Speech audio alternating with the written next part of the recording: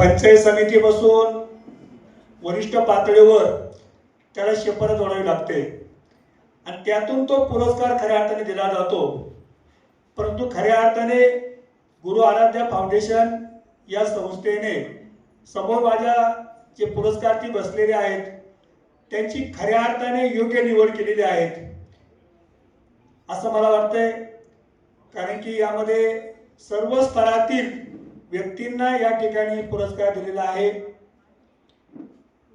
आता माझ्या बाबतीमध्ये खऱ्या अर्थाने माझे गुरुवर्य अरविंद आहेर सर जे आहेत त्यांनी खऱ्या अर्थाने माझी हिची इथं निवड केलेली आहे। त्या पाठीमागं मी 34 वर्षाची सेवा केलेली आहे।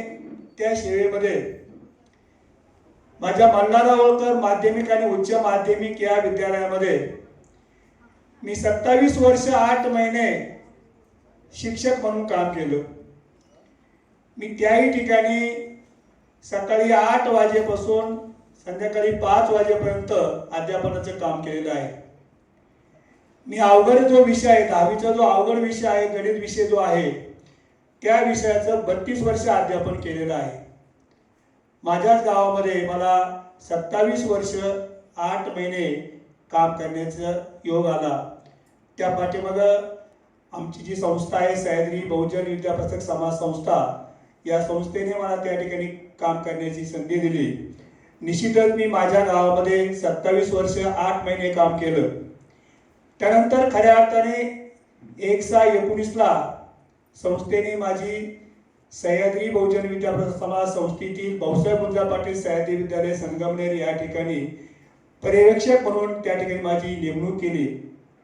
त्याही कालखंडामध्ये करोनाचा काळ होता आणि या करोनाच्या काळामध्ये खऱ्या अर्थाने जे विद्यार्थी आहेत त्यांचं जवळजवळ वर्षभर अध्यापनाचं काम थांबलेलं होतं।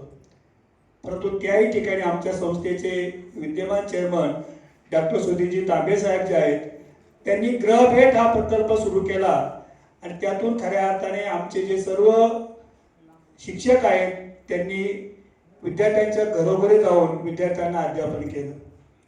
2 वर्षाच्या कालखंडानंतर खऱ्या अर्थाने माझी मुख्याध्यापकपदी सरदार शिवराव भावना थोरात विद्यालय पानवडी या ठिकाणी माझी बदली झाली आणि त्या ठिकाणी मला खऱ्या अर्थाने त्या भागामध्ये आदिवासी पट्टा असल्यामुळं आदिवासी एरिया असल्यामुळं त्या ठिकाणी वाड्या वस्त्यावरचे जे विद्यार्थी होते त्यांना अध्यापन करण्याचं काम माझ्याकडे आलं आणि त्याही ठिकाणी माझ्या सर्व शिक्षक बांधवांनी खूप मला साथ दिली। त्याही काळामध्ये करोना काळ होता, वाड्या वस्त्यावर जाऊन काम करण्याची मला त्या ठिकाणी संधी मिळाली।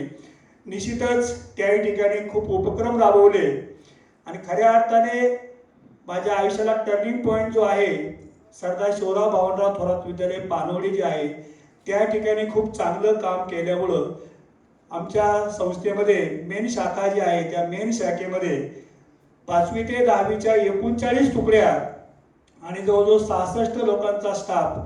त्यानंतर ज्युनियर कॉलेज जे आहे कारण की माध्यमिकला ज्युनियर कॉलेज अटॅच आहे, ज्युनियर कॉलेजच्या 28 तुकड्या त्या ठिकाणी 82 लोकांचा स्टाफ, जवळजवळ 150 शिक्षक स्टाफ, 4500 विद्यार्थ्यांचं नेतृत्व करण्याची जबाबदारी मला मिळाली आणि खरोखर त्या ठिकाणी मी 2 वर्षाच्या कालखंडामध्ये मी सकाळी 6:15 वाजता शाळेच्या गेटला हजर राहत होतो।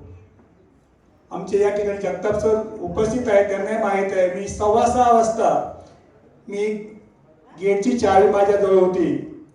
एकदा एक असा प्रसंग घडला, आमच्या संस्थेचे चेअरमन डॉक्टर तांबे साहेब जे आहेत सकाळी 6 वाजता नाशिकला येत होते आणि मी गेटला उभा होतो। त्या ठिकाणी डॉक्टर साहेब पाठीमागे आले आणि मला विचारलं काय सर काय भानगड आहे? म्हटलं निश्चित या ठिकाणी शिपाई अजून येत आहे। मी लगेच निर्णय घेतला, शाळेचे सगळे कुलप बदलले आणि सकाळी 6:15 ते संध्याकाळी 8 वाजेपर्यंत 12 तास काम मी केलेलं आहे। निश्चितच त्या ठिकाणी 2 वर्षाच्या कालखंडामध्ये माझे सर्व जो स्टाफ आहे त्या स्टाफने खूप त्या ठिकाणी काम केले, त्यामध्ये खूप उपक्रम राबवले। एक धागा सैनिकांसाठी रक्षाबंधन हा जो सण आहे असे जे उपक्रम आहेत 21 जून हा राष्ट्रीय योग दिन आहे, असे खूप कार्यक्रम राबवल्यामुळं खऱ्या अर्थाने आज या संस्थेने आमचे गुरुवारी आयर सर जे आहेत त्यांनी खऱ्या अर्थाने माझ्या नावाची या ठिकाणी शिफारस केली. निश्चितच या ठिकाणी गुरु आराध्या फाउंडेशनने मला या ठिकाणी महाराष्ट्र कोनूर रत्न पुरस्कार दिला.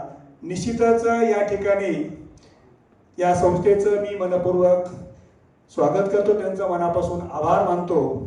निश्चितच या ठिकाणी पुढच्या वर्षी हा कार्यक्रम होणार आहे, परंतु या ठिकाणी कार्यक्रमामध्ये जे पुरस्काराची निवड करणं खूप अवघड काम आहे. ते काम या ठिकाणी या संस्थेच्या अध्यक्षा हरिभक्तपरायण डॉक्टर आहेर मॅडम यांनी केलेलं आहे.